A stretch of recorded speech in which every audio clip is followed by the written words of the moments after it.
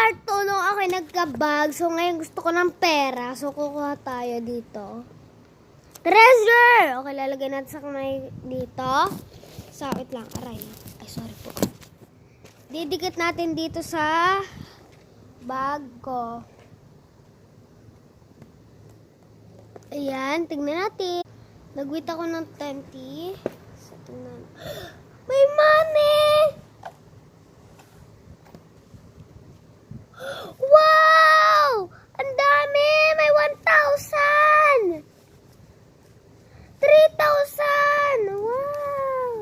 Ang galing! At kasunod, gusto ko ng pili tayo dito ng bag na malaki. Gusto kong bag na malaki eh.